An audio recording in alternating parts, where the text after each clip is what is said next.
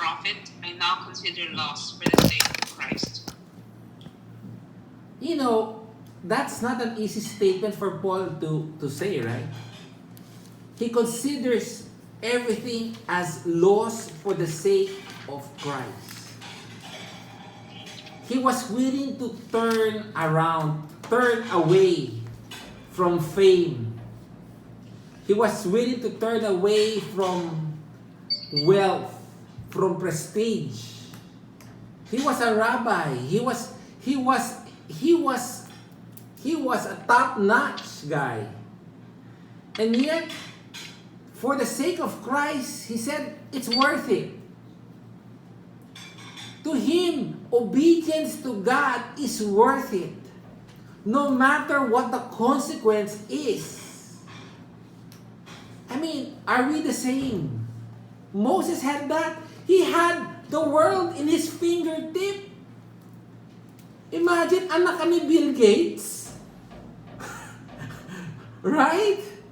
And because God spoke to him to do something, to turn away, he said, yes. That is the great treasure. That is what I desire. My life finds fulfillment in obeying God. The great reward. People says, you know, be obedient to God and He will reward you. Right? I keep on saying, the reward of obedience is the privilege of obeying. The reward of our obedience is the privilege of obeying.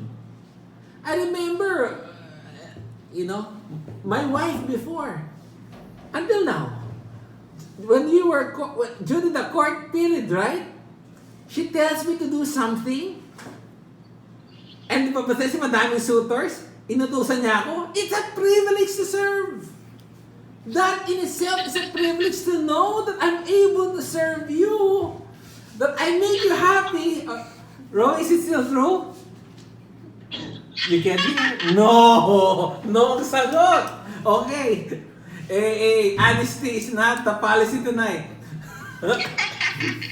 No, but sometimes people, God, I'll obey you, but bless me. The blessing is the obedience.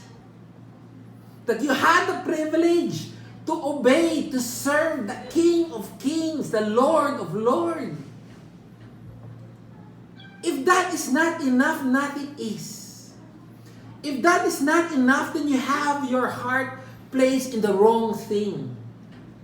A lot of people, what they do is seek ye first the kingdom of God, and all these things shall be added unto you. They seek God so that all of these are added to them. Not realizing that Jesus Christ is the great reward. Moses had that. Willing to turn away. Willing to look back. Doesn't care.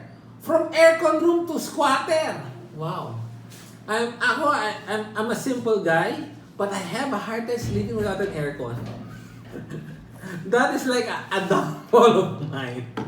Apart from an aircon, I'm okay. I can live with minimal food, a hard bed, but dapat medyo malamig. I keep joking my wife So kung alam mo, Han, if I didn't marry you, I'm a missionary na. Nasang bundok na ako. And my wife would tell me, hindi mo kaya yung init. Sabi ko naman, bundok sa Spain. Hindi mo sinabi bundok sa Philippines. Mainit naman talaga dito eh. So let's go back to Exodus. Exodus chapter 2, right?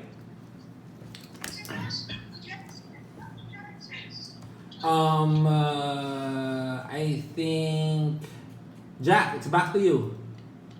Okay, Exodus chapter 2, verse 12. Verse 12.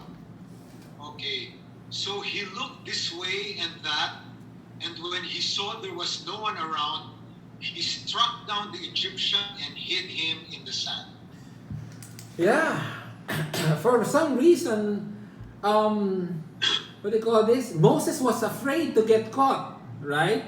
And he looked this way and that way. Because in verse 11, the Egyptian was beating a Hebrew. The word beating there is the Egyptian was beating to death.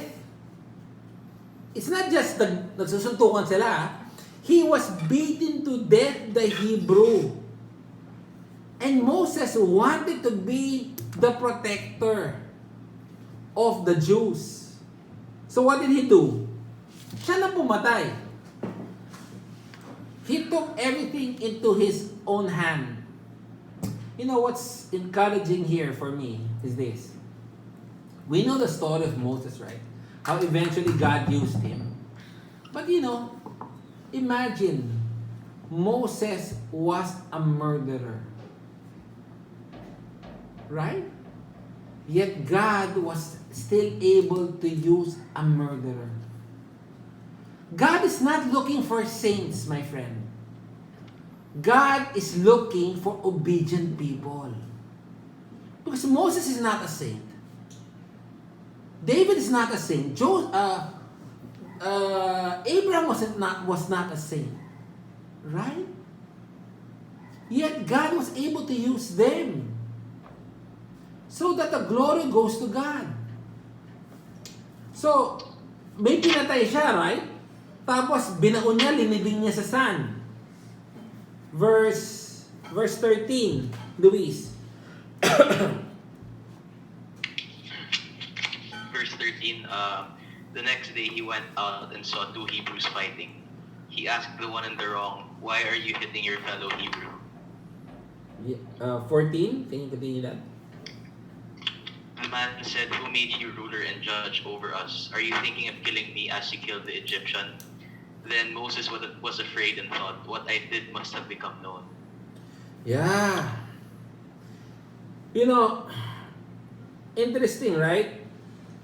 Moses killed an Egyptian who was trying to beat to death a Hebrew.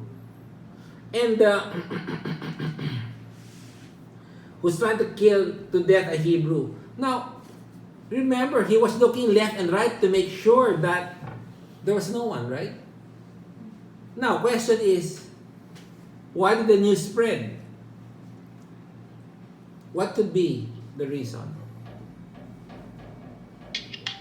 I think di namatay yung Egyptian. Ano?